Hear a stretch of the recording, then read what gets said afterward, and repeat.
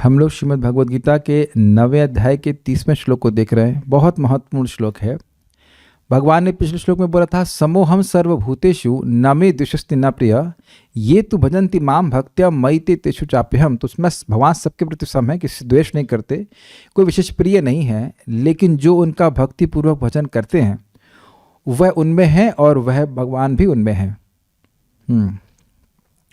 अब as per Shridhar Swami कहते हैं यहाँ पे कि यहाँ पे और भी एक बात कह रहे हैं, जो है भक्ति का अतर्क प्रभाव, वह प्रभाव जो तर्क के द्वारा गोचर नहीं है, लॉजिक के अनुसार नहीं चल रहा है। और लॉजिक क्यों लॉजिकल है? तो इस श्लोक में भगवान कह रहे हैं कि कोई भक्त है जो अनन्य भाव से मेरा ही भजन कर रहा है और उसमें कहीं सुदुराचार भी उपस्थित हो। ऐसा नहीं है कि हमेशा जो लोग अनन्य भजन कर रहे हैं वह सुदुराचारी ही होते हैं, लेकिन कदाचित कोई सुदुराचार उपस्थित हो जाए तब भी उस व्यक्ति को साधु मानो। इसका मतलब क्या है? जो अनन्य भाव से भगवान की भक्ति कर रहे हैं, अब अन्य देवताओं की उपासना नहीं कर रहे, इंटरेस्ट ही नहीं है, ऐसा नहीं कि अपमान कर रहे हैं, इंटरेस्ट ही नहीं उधर करने का, तो ये गुण इतना ज़्यादा अच्छा है। और अनन्य भाव का मतलब समझ रहे हैं, भगवान की भक्ति प्राप्त करने के लिए भक्ति को ही साधन के रूप में स्वीकार किए हैं, यानी भक्ति ही उनकी भक्ति का उद्देश्य है और भक्ति ही उनका साधन है। तो ऐसे इसे कहते हैं अनन्य भजन। ये इतना बड़ा गुण है कि उसके आगे उनके सारे दुर्गुण छुप जाते हैं या एकदम नगण्य रहते हैं, भगवान उधर देखते ही नहीं। भगवान ऐसे भी किसी के दुर्गुण को नहीं देखते, और ऐसा कोई भाव से भजन कर रहा है तो भगवान उसके दुर्गुण को देखते ही नहीं। जैसे यहाँ माताएं उपस्थित हैं कि आपके बच्चे भी यहाँ पे, तो ये बच्चे सुबह, क्या हर व्यक्ति सुबह गंदा ही होता है, तो ये नहाने जाते हैं तो आप क्या देखते हैं? हाँ, हमारे बच्चे कितने अच्छे हैं, सुबह सुबह उठ के नहाने चले जाते हैं। तो संकल्प, जैसे अगर बच्चा खुद के उठ के नहाने जा रहा है तो उसका संकल्प क्या है? मैं नहा के बाहर आऊँगा, गंदा होने नहीं जा रहा है। गंदा होने के लिए तब जाते जब खेलने जाते हैं, इज इट नॉट? तब संकल्प होता है कि गंदे होकर के आएंगे, लेकिन गंदे होकर के आने का संकल्प नहाने के समय नहीं होता, चाहे कितना भी गंदा हो। संकल्प बहुत बढ़िया है कि नहीं, मैं नहाने जा रहा हूँ, मैं पवित्र होऊंगा, तो उस कारण से माँ पिताजी खुश हो जाते हैं। तो ये बहुत बहुत सुंदर श्लोक है, क्योंकि ऐसा नहीं है कि आप भक्ति करना शुरू करें या शुद्ध भक्ति प्राप्त करने के लिए भी भक्ति करना शुरू करें तो तुरंत दुराचार समाप्त हो जाए। कभी किसी को काम सताता है, किसी को क्रोध सताता है, किसी को मोह सताता है। यह है हरे कृष्णा करने के बाद भी सताता है, और हमें भी होता है। और कठिनाई होती है कि जब हमें होता है तब तो हम ये अप्लाई कर देते हैं, अभी ये तो सुधराचार हो, लेकिन जब सामने वाले को होता है तो कहते हैं देखो भक्ति कर रहा है, कितनी गलती काम कर रहा है, कितना गलत काम कर रहा है। तो क्या ये तो अर्ध कुकुट न्याय हुआ ना, कि एक श्लोक अपने पे अप्लाई कर लीजिए, दूसरे पे नहीं अप्लाई करें? यह तो गलत बात है ना। या कोई व्यक्ति मान लीजिए बहुत खा रहा है, मतलब प्रसाद ही खा लेंगे, बहुत ज़्यादा खा रहा है, अरे देखो अत्याचार है, ये है वो है, या कुछ धन की लालसा हो गई। कहने का आशा है कि किसी भी प्रकार का दुराचार हो सकता है और होता ही है। इन द सेंस कि इस प्रारंभ अवस्था में व्यक्ति बड़ा उत्साह से भजन कर रहा है कि मैं शुद्ध भक्ति प्राप्त करने, लेकिन गलती हो सकती है, फिर भी उस व्यक्ति को साधु ही मानना चाहिए। और ऐसे साधु के संग से अन्य लोग साधु बन जाते हैं। This is mind blowing, this is amazing. कई बार मैं अपने अनर्थों को लेकर के सोचा करता था कि क्या मुझे प्रचार करना चाहिए। फिर मैं कहा ये 9.30 का तो प्रचार करना चाहिए। और अद्भुत बात है कि विद ऑल द अनर्थस, लेकिन फिर भी, या कम या ज़्यादा जो भी कह लीजिए, फिर भी प्रचार हो रहा है, क्योंकि साधुत्व तो आ ही जाता है अगर आपका उद्देश्य भगवान की भक्ति करना है। इसलिए कोई यह नहीं सोचना कि जब आप पूर्णतः शुद्ध भक्त बन जाएंगे तब आप पूर्ण शुद्ध भक्तों को बनाएंगे। बहुत सारे लोग मर के चले जाएंगे, उनको मौका ही नहीं मिलेगा आपको बताने का। Is it not? You preach Krishna consciousness for our purification. हमारे अनर्थ हैं, काम है, क्रोध है, लोभ है, मोह है, मद मत्सर्य तो उतना नहीं है, लेकिन एटलीस्ट है। मेरा कुछ जो भी जितनी मात्रा में हो या ना, उससे मतलब नहीं। सभी भक्तों का संकल्प है कि सभी लोग भगवान की भक्ति प्राप्त करना चाहते हैं। ये दृष्टि हमें होनी ही चाहिए। क्यों आप ऐसा कह रहे हो? क्योंकि रोज भक्ति कर रहे हैं,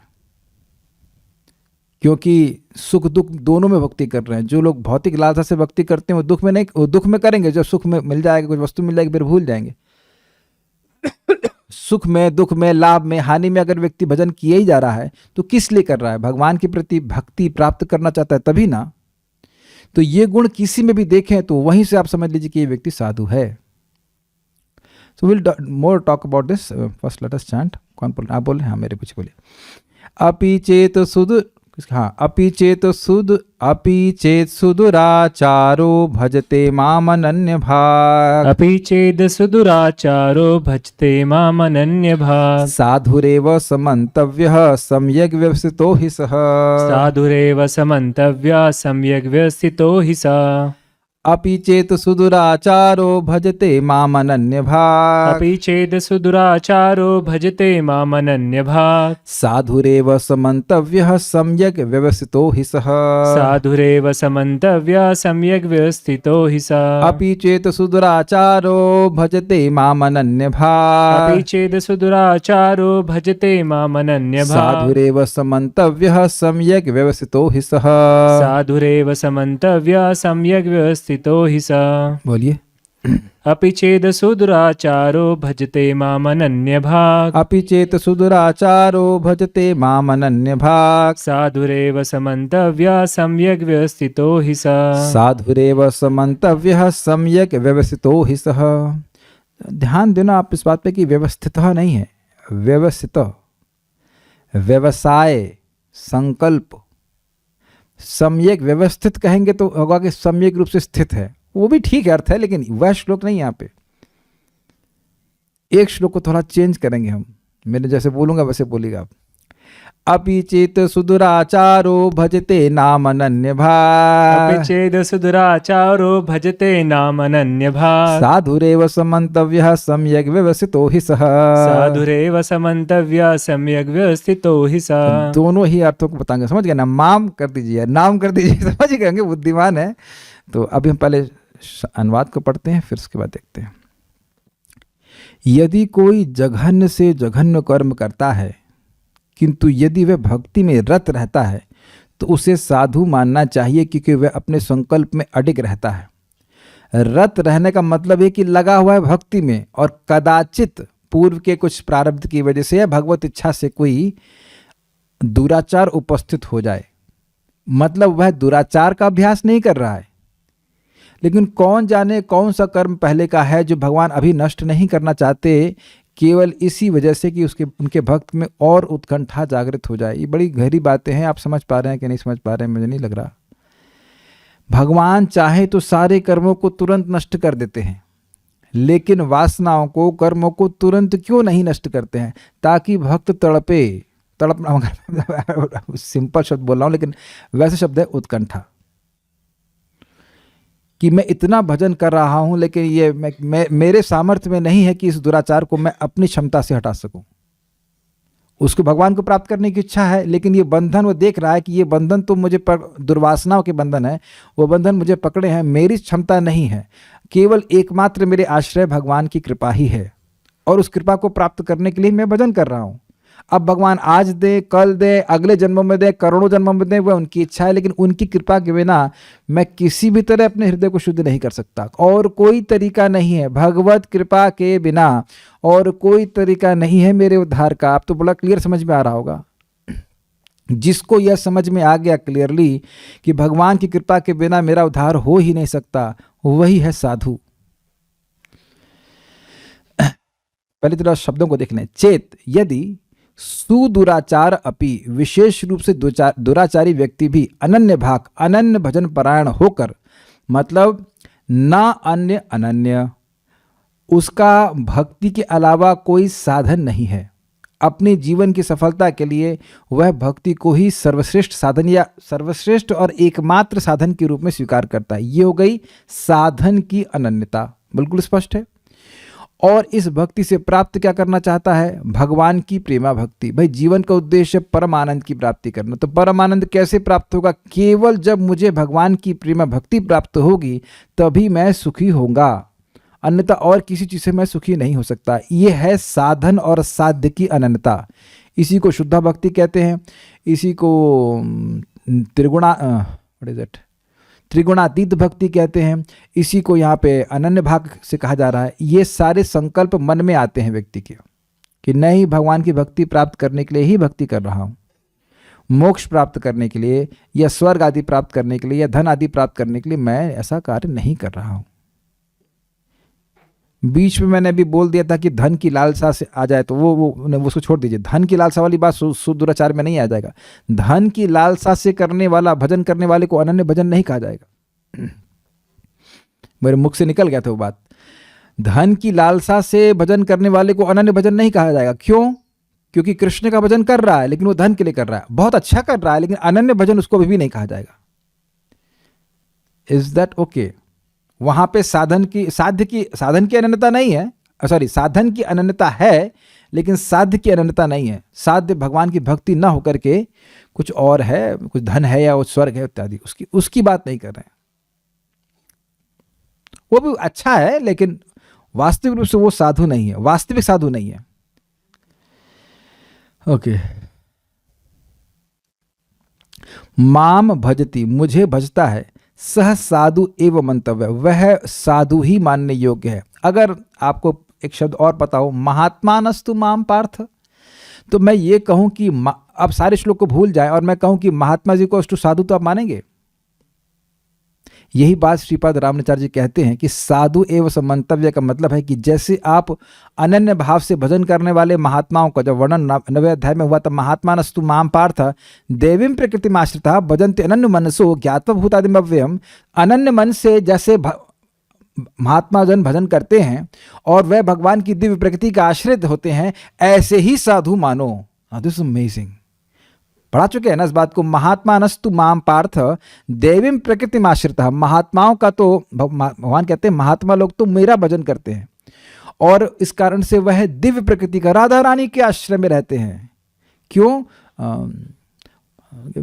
भजन्ते अनन्य मनसो, अनन्य मन से भजन करते हैं। यहां भी लिखा है क्या? अनन्य भाग, सेम क्वालिटी है कि नहीं बताइए। भजन्ते अनन्य मनसो ज्ञात्वा भूतादिम अव्ययम्, मुझको सभी वस्तुओं का आदि और अव्यय मानते हुए वह भजन कर रहे हैं। वो लोग, महात्मा लोग भजन करते हैं। तो यानी अनन्यता का एक मूल कारण है और वह यह है कि यह जानना कि भगवान अव्यय हैं और सभी चीजें के आदि हैं। ये क्लियर है? तो जो गुण आप महात्मा में देखे थे वो यहां उस साधु में भी है। वह साधु अनन्य भाव से क्यों भजन कर रहा है? वो जान रहा है कि कृष्ण सभी के स्रोत हैं। इसीलिए प्रभुपाद इस बात को रिपीट कर रहे हैं बार बार, ताकि हम लोग साधुत्व से युक्त हो जाएं। कुछ आप समझ रहे हैं मेरी बात? साधु महात्मा वही व्यक्ति है जो कृष्ण का अनन्य भजन कर रहा है। ये क्लियर समझ में आया? और अनन्य भजन करने का आधार है यह ज्ञान भगवत गीता से, अन्य साधुओं के मुख से सुनना कि कृष्ण ही सभी चीजों के स्रोत हैं और कृष्ण मर नहीं गए हैं, कृष्ण शाश्वत हैं। बाकी सभी लोगों को अभाव है, तो वह किसी की शरण स्वतंत्र रूप से हो ही कैसे सकते हैं? यहां तक देंगे भैया, उसके बाद हमारी लिमिट नहीं है, यही तो बोलेंगे। लेकिन भगवान अनलिमिटेड हैं, तो यह सब शास्त्र से श्रवण करके व्यक्ति भगवान का अनन्य शरणागत होता है कि एकमात्र भगवान ही मेरे दुखों की निवृत्ति कर सकते हैं, एकमात्र भगवान ही मुझे सच्चा आनंद प्रदान कर सकते हैं। तो आप कुछ समझ पा रहे हैं? This was an eye opening commentary by Shripad Ramanucharya. साधु रेव स मंतव्य, मतलब जैसे आप उनको महात्मा ही मानते ना, जो भगवान का अनन्य रूप से भजन कर रहे हैं, तो यहां भी आप उनको महात्मा ही मानेंगे जो कृष्ण का अनन्य रूप से भजन कर रहे हैं। महात्मा ही मानेंगे, नथिंग एल्स। जो कुछ भी, अब यहां पे एक शब्द है मंतव्य। मंतव्य ये विधि में है कि ऐसा मानना ही होगा। कौन बोल रहा है? ये सुप्रीम बॉस भगवान बोल रहे हैं। अगर कोई ऐसा नहीं मानेगा तो वह अपराध करेगा। दिस इज द पॉइंट आचार्य साहब मेंशन। लेकिन ध्यान देना होगा कि यह देखने वाली बात है कि क्या उस व्यक्ति की ट्रेनिंग अनन्य भजन में हुई है या वो कुछ और करके भजन कर रहा है। भाई ऐसे तो भगवान इतने उदार हैं कि अब पूतना जो भजन का ढोंग कर रही थी उसको भी माँ बना दिए, तो फिर रेंज तो बहुत विस्तार हो गई। लेकिन इन जनरल आप कहें कि अगर भगवान सामने प्रकट नहीं दिख रहे हैं तो जो व्यक्ति यह ट्रेनिंग प्राप्त करके भक्ति कर रहा है या कर रही है कि उसे भगवान की भक्ति प्राप्त कर रही है, इट इज़ वेरी क्लियर। ऐसा नहीं खाली थ्योरी में, ऐसा नहीं, इज़ वेरी क्लियर कि उसे भगवान की शुद्ध भक्ति प्राप्त करनी है, तो ऐसा व्यक्ति साधु है, साध्वी है। तो एक भक्त ने हमसे आज एक प्रश्न किया, बड़ा अच्छा प्रश्न था। प्रभु जी, क्या गुरु के बिना नाम में सिद्धि प्राप्त नहीं हो सकती है? तो हमने कहा आप मुझे स्टूडेंट मानकर पूछ रही हैं या गुरु मानकर पूछ रही हैं? पहले तो प्रश्न ये है। अब स्टूडेंट मान रही हैं तो फिर आपका प्रश्न संगत नहीं है, और गुरु मान रही हैं या टीचर मान रही हैं, तब तो फिर आपका प्रश्न का उत्तर हो गया ना। कि आपको, हमने कहा शायद आपका प्रश्न ये है कि दीक्षा गुरु के बिना क्या भगवत प्रेम नहीं मिल सकता। तो देखिए बात बड़ी सिंपल है। चैतन्य चरितामृत में वर्णन है, साधु कृपा नाम बिना प्रेम नाही होए। एकदम एकदम क्लियर है, ज़्यादा कुछ मतलब स्कोप ही नहीं है सोचने का। साधु की कृपा के बिना और नाम उच्चारण किए बिना प्रेम नहीं मिल सकता है। लेकिन समझने का प्रयास कीजिए, साधु कृपा का मतलब केवल यह नहीं है कि व्यक्ति वो बस दीक्षा लेके आ गए तो कृपा मिल गई, तो फिर तो सारे दीक्षा वालों को तो कोई क्लास सुनने की जरूरत ही नहीं होती। आप लोगों को पता है कि मुझे पता नहीं कितनी जरूरत है, हमें तो बहुत जरूरत है रोज पढ़ने की और समझने की। आप लोगों को भी है, इज इट नॉट? कितना कुछ भगवान के बारे में सीखने के लिए है। तो कृपा ऐसा नहीं कि भाई ये ला भाई लोटे में लेना नहीं, लोटा लिया लेके दे दिया। कृपा है भगवान के तत्व का वर्णन को सुनना, भगवान की भक्ति के तत्व का वर्णन सुनना। चाहे वो दीक्षा गुरु बोल रहे हो, चाहे वो शिक्षा गुरु बोल रहे हो, चाहे कोई भी बोल रहे हो, बात तो भगवान की ही बोल रहे हैं ना। भगवान के अर्जुन को दीक्षा दिए थे, तारा आज से नाम समथिंग, या सुखदेव गोस्वामी परीक्षित महाराज का नाम चेंज क्यों? वो तो राजन राजन करते जा रहे हैं वो भी नाम नहीं चेंज किए। नाम चेंज किया जाता है, लेकिन केवल उसी को नहीं पकड़ के लेना चाहिए बस हमारे अब दीक्षा गुरु हो गए, हमें और किसी की कोई जरूरत नहीं है। मैं ये बात क्यों बोल रहा था? मैं इसलिए बोल रहा था कि भाई साधु कृपा प्रेम नाम बिना प्रेम नहीं हुए। तो हम ये बोल रहे थे भाई साधु, हाँ ये बोल रहे थे, तो साधु अब आप कहेंगे तो साधु की कृपा के बिना प्रेम नहीं मिलेगा, बिल्कुल सही बात है। तो साधु कौन है? साधु एवं समंतव्य, जो अनन्य भाव से भजन कर रहा है वह साधु है। तो देखिए वो शुरुआत का व्यक्ति पहले दिन भी साधु हो सकता है। अभी हो सकता है कि पहले दिन साधु हो और बाद में साधु ना रहे, वो एक अलग चीज़ है अगर गलत संग में पड़ जाए। लेकिन प्राय भक्त जब शुरुआत में आते हैं और अगर सही संग में होते हैं, साधु संग में होते हैं, साधु अंडरलाइन उस संग में रहते हैं, तो वह साधु ही बनते हैं। जैसे कोई फैक्ट्री होती तो कच्चा माल कैसा भी हो, पका हुआ माल जो फिनिश्ड गुड है वो वही निकलता है जिस चीज़ की वो फैक्ट्री है। बड़ा अच्छा एग्जाम्पल आ गया है कि नहीं? वही मट्टी होती है जो कुछ होता है, लेकिन उस जो किस कुम्हार के पास जा रहा वैसी शक्ल उससे निकलेगी, है कि नहीं? देखिए हमें खेद है कि कुछ भक्त हमको गौशाला में मिले थे, बाहर से भक्त लोग आए थे, तो उनको बोला गया उनके सो कॉल्ड काउंसलर ने कि आपको राधा गोविंद महाराज जी के प्रवचन नहीं सुनने चाहिए, अभी आप उसके योग्य नहीं हैं। हमने कहा आए योग्य नहीं? क्यों, कान नहीं है क्या? क्या कान खराब हो गया आपके पास? हमने कहा उनके लेक्चर सुन करके तो हमारा जीवन बना है, सही बताऊं तो भक्ति का। ऐसा कौन सा महाराज का प्रवचन है? हो सकता है कोई गोपी गीत आप ना सुने, चलो शुरुआत में कोई बात नहीं, लेकिन उसमें भी महाराज तत्व के वर्णन किए। लेकिन बाकी अजामिल कथा, अजामिल तो सबसे पहले सुनना चाहिए, तो अजामिल कैटेगरी से उठ रहे हैं हम लोग most of the cases. Ajamil कथा, ध्रुव महाराज चरित्र, ये क्यों नहीं सुनना चाहिए? तो अगर कोई व्यक्ति साधु की ड्रेस में यह बोल रहा है कि आप गीता मत पढ़िए, आप भागवत मत पढ़िए, आप जप मत कीजिए, या कोई हमारे राम स्वरूप प्रभु को व्यक्ति बोले कि आप अब 10 साल के लिए गीता तो भूल ही जाइए, मंदिर के जस्ट गेट के बाहर, तो ऐसे लोगों को साधु नहीं स्वीकार करना है। कठिनाई होती है जगत में, स्पेशली भारत में, कि साधु की केवल ड्रेस को जो जिसके पास साधु की ड्रेस है उसी को साधु ही मानते हैं, उसी को ही साधु मानते हैं। और कदाचित कोई साधु की ड्रेस में नहीं है तो वो सोचेगा ना वो तो साधु कैसे हो सकता है। साधु का मतलब समझते हैं आप लोग? एग्जैक्ट अर्थ साधु मतलब अच्छा, साधुवादम उपरुहितम, साधु वेरी नाइस वेरी नाइस। यही इसी व्यक्ति को आप अच्छा व्यक्ति कहेंगे जो अनन्य भाव से कृष्ण का भजन कर रहा है। ऐसा क्यों? क्योंकि सह सम्यक व्यवस्थित, वह निश्चयात्मक बुद्धि वाला है। क्या यह शब्द आपने पहले भी सुना है? दूसरे अध्याय में सुना था ना भगवद गीता में, क्या था? व्यवसायत्मिक बुद्धिर एक कुरु नंदना बहुशाखा अनंताश्च बुद्धयो व्यवसायिनाम। जो व्यवसायत्मिक बुद्धि अर्थात निश्चयात्मक बुद्धि होते हैं, उनकी एक ही बुद्धि होती, क्या? मुझे भगवान की भक्ति प्राप्त करनी है, और बाकी इसके अलावा दूसरी कोई इच्छा आएगी तो उसकी बहुत सारी शाखाएं बनती जाएंगी। मुझे कार चाहिए, अच्छा कार में कौन सी कार चाहिए? तो 6 प्रकार की कार। अच्छा उसमें कौन सा कलर चाहिए? तो उसमें 6 प्रकार का कलर। तो आप देख रहे हैं एक शाखा की बहुत सारी शाखा होती चली जाएंगी। मुझे भक्ति कर रहा हूँ, मुझे पिज्ज़ा चाहिए, कौन सा पिज्ज़ा चाहिए? समझ गए?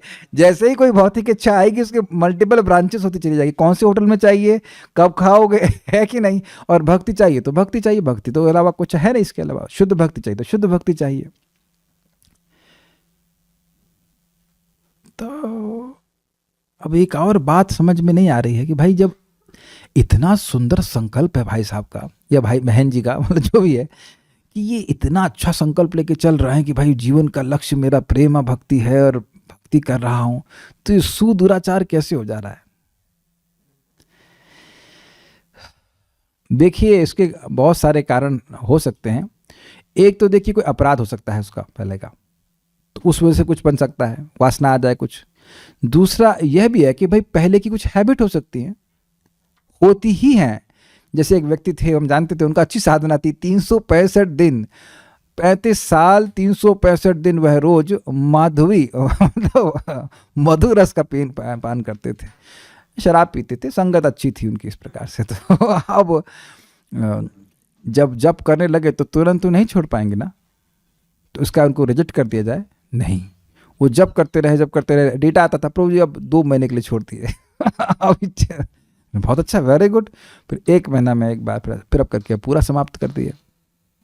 भाई वह लोग नहीं समझ पाएंगे जो लोग कभी शराब नहीं पिए, मैं भी नहीं पिया हूँ, तो लेकिन मतलब जो लोग पिए हैं उन लोग जानते हैं कि कितनी तलब लगती है इत्यादि। ये चाय is not such a big दुराचार, लेकिन बहुत सारे दुराचार हो सकते हैं और इनएक्सप्लेनेबल होता है कि ऐसा क्यों हो रहा है।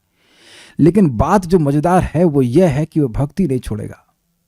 उसका संकल्प क्या है मेरे से बताए बिना रहा नहीं जा। संकल्प ये है कि भाई ये जो गंदगियाँ हैं मेरे चित्त में, ये मेरे सामर्थ्य के बाहर है, क्योंकि मैं बहुत बार ट्राई कर चुका हूँ, प्रॉमिस कर चुका हूँ, अब नहीं होगा, फिर वही। अच्छा फिर अच्छा ये लास्ट है, अगली बार नहीं होगा, फिर वही। तो यह भक्त समझ जाता है कि यह मेरे सामर्थ्य के बाहर है, अब ठीक कैसे होगा। दूसरी बात कि सारी जो गलत इच्छाएं या मनोगताएं हैं मन में फंसी हुई हैं, लेकिन मैं अपनी क्षमता से इसको नहीं जीत सकता। अच्छा तो ये भैया देखो, तुम गलती कर रहे हो यार, तुम गलती कर रहे हो, गलती तो अपराध बन रहा, अपराध बनेगा, तुम नरक जाना पड़ेगा। नरक जाए चाहे कहीं जाए, हम भगवान की भक्ति करना नहीं छोड़ेंगे। नरक जाता होता कोई नहीं, लेकिन इसका भाव इस प्रकार का है कि मैं चाहे नरक भी चला जाऊं, मैं जप करना नहीं छोड़ूंगा। अरे ऐसा होता नहीं है कि कोई भगवान का नाम जप कर रहा है उसको नरक भगवान भेज दें। आपको मैं और को ये बात बता रहा हूँ, आप लोग एकदम आंखें गोल हो जाएंगी। 6 स्कंद 2 अध्याय 9-10 2 श्लोक साथ में लिए गए हैं। वहाँ चक्रवर्ती पास समझाते हैं कि भाई देखिए, एक ही नाम अविद्या भी नष्ट करता है। क्यों ऐसे कैसे कह देंगे कि शास्त्र में वचन आता है कि एक ही नाम भूतकाल के, वर्तमान के और भविष्य काल के भी पापों को नष्ट कर सकता है, नहीं कर देता है। तो अब ये भाई जब अविद्या रहेगी तभी ना तो भविष्य में पाप होगा, अविद्या रहेगी ही नहीं तो पाप करेगा क्यों। कुछ लोग को अविद्या ना समझ में आ रही हो। अविद्या का मतलब है कि व्यक्ति अपनी देह से पहचान करता है और उसके अनुसार उसकी इंद्रिय तृप्ति की कुछ इच्छा होती है, फिर वह गलत कार्य करता है, इसी वजह से पाप होता है। तो अब अविद्या ही गायब हो जाएगी तो पाप कैसे बनेगा। या ऐसे कहें कि भविष्य में पाप होगा ही नहीं, तो उसका एकमात्र कारण है कि अविद्या नष्ट हो जानी चाहिए। तब आप कहेंगे फिर पाप क्यों होता है, भक्तों से देखा जाता है पाप हो ही जाता है। तो वहाँ पे बताया जाता है कि देखिए, भगवान अपनी स्वतंत्र इच्छा से कुछ समय के लिए पाप की प्रवृत्ति बनाए रखते हैं ताकि दुनिया में अन्य सिद्धांत भी बने रहें। अमेजिंग है। इसीलिए और इंपॉर्टेंट बात, चक्रवर्ती बात कहते हैं कि देखिए 6 स्कंद का जो प्रथम अध्याय था वो शुरुआत हुआ था इस बात से लेकर कि प्रायश्चित का फायदा क्या है। एक्चुअली प्रश्न ये था कि आपने इतने सारे नरकों का वर्णन किया है, तो लोगों का नरकों से उद्धार कैसे होगा। तो सुखदेव गोस्वामी जी कह दिए पहला उत्तर कि प्रायश्चित करने से होगा। छोटा पाप तो छोटा प्रायश्चित, बड़ा पाप तो बड़ा प्रायश्चित। तो फिर वहाँ पे बोले परीक्षित महाराज, मन्ने कुंजर शौचवत प्रायश्चितम अथो पार्थ मन्ने कुंजर शौचवत। लोग पाप करते हैं और उसके बाद उसका प्रायश्चित करते हैं और फिर पाप कर लेते हैं। तो ऐसे प्रायश्चित का क्या, मन्ने प्रायश्चितम अथ अपअर्थ मतलब जिसका अर्थ निकल गया हो, यानी व्यर्थ है। प्रायश्चित को मैं व्यर्थ मानता हूं। क्यों, मन्ने कुंजर शौचवत, क्योंकि मैं ये हाथी के स्नान जैसा मानता हूं। तो वहां चक्रवर्ती पाद आगे पीछे, श्लोक याद नहीं आ रहा, आगे पीछे टीका में कहते हैं कि देखिए यहां पे प्रायश्चित के लिए बोल रहे हैं कुंजर शौच, यानी जो प्रायश्चित कर रहे हैं कर्मी लोग वह दोबारा पाप कर बैठते हैं, इसकी भर्त्सना हो रही है। लेकिन भक्तों से दोबारा पाप हो जाए तो भर्त्सना नहीं हो रही है। This is amazing. भक्त लोग भी नाम जाप करने के बाद भी पाप कर बैठते हैं, क्योंकि अनर्थ तुरंत नष्ट नहीं होते। बहुत विस्तार है इस श्लोक का, बहुत विस्तार, समझ रहे हैं। पाप नष्ट हो जाता है, अर्थात अब आप नरक नहीं जा सकते, लेकिन पाप करने की प्रवृत्ति जो अनर्थ है, काम क्रोध लोभ मोह मत्सर, वह रह जाता है। और इसी बात को भगवान यहाँ समझा रहे हैं कि वह अनर्थ धीरे धीरे जाता है, भजन करने से जाता है, चला ही जाता है, लेकिन थोड़ा समय लगता है। तो जो समय प्यूरिफिकेशन का है, जिसमें व्यक्ति भजन कर रहा है, उसमें आप कभी कुछ काम, कभी क्रोध, कभी लोभ, कभी मोह आदि देख सकते हैं, लेकिन इसकी वजह से उसके साधुत्व पे आंच नहीं आती। क्या मैं समझा पा रहा हूँ? ये श्लोक इतना सिंपल है नहीं जितना कि आप लोग लग रहा हो। ये गलती नहीं कीजिएगा, नहीं तो साधु निंदा का अपराध, जो पहला अपराध है, वो तुरंत हमारे माथे पर आ जाएगा। कोई व्यक्ति बड़ी गंभीरता से नामोच्चारण कर रहा है, भक्ति कर रहा है, तो अब उससे मान लो कुछ गलती हो जाती है, तो तुरंत आप जजमेंट नहीं कर सकते हैं कि वह साधुत्व को त्याग दिया। और अपने जीवन में देखिए, गलती हो रही है, लेकिन फिर उसे ही मुंह धुल करके तिलक लगाकर हरे कृष्णा हरे कृष्णा हरे कृष्णा नहीं छूट रहा है, गीता क्लास नहीं छूट रही है। ऐसा तो मत कहना कि आपसे भक्ति मानने के बाद कभी कोई गलती ही नहीं हुई है, और ना ही बताने की जरूरत है कि गलती क्या हुई है। परम पूज्य कदम कानन महाराज के पास उनके शिष्य आते, उनको मतलब क्या कहते हैं उसको, कॉन्फेस करने के लिए, हमसे ये गलती हो गई। कहते हैं बताने की जरूरत नहीं है, आप जब कीजिए सब ठीक हो जाएगा। भगवान की भक्ति, भगवान का नाम अनंत शक्ति से युक्त है, तो गलती रहने ही दे रहा है, वो उनकी इच्छा से है। Is it sinking in? अब इसमें और बढ़िया बात है, जो बहुत ही चमकदार बात है, वो बात यह है कि चाहे कितना भी दुराचारी व्यक्ति हो, वह साधु संग में आ गया तो उसका ये संकल्प बन सकता है। मैं बोल रहा हूं बन सकता है, मैं ये नहीं कह रहा हूं कि बनेगा ही, क्योंकि बहुत बार लोग साधु संग में आने के बाद भी ऐसे संकल्प से युक्त नहीं होते, लेकिन संभावना है कि ऐसा संकल्प बन जाए साधुओं के जीवन को देख कर कि मुझे भी अच्छा भक्त बनना है। Is that sinking in? ये तो आप लोग बिल्कुल रिलेट ही कर पा रहे होंगे। हमने साधुओं का संग पहले किया, दुराचार बाद में छोड़ा। ये पहले ही सुबह आप लोग 3 बजे उठ के आके माला करना शुरू कर देते हैं, ये देखो तिलक माला, क्या समझते हो हम भी कम साधु? नहीं, डजंट वर्क लाइक दैट। यानी कि साधु संग भगवान के भक्तों की कृपा ट्रांसेंडेंटल टू योर अनर्थस, हमारे अनर्थों के परे है, दिव्य है। कुछ एक एक बात जो मैं बोल रहा हूं वो भक्त अपने जीवन में देख रहे हैं, तो शायद अगर ये देखने का सामर्थ्य है तब ये श्लोक बहुत इंपॉर्टेंट लगेगा। हमारे दुराचार गए बाद में, हमें भक्तों का संगत प्राप्त हुई पहले, और उस साधु संग से आप देखेंगे कि हमारे चित्त में ये प्रभाव भी आने लगा कि हमें भक्ति चाहिए, हमें भक्ति चाहिए। We are becoming greedy for devotional service to whatever extent, जितना भी हो रहा है, लेकिन है तो सही ना।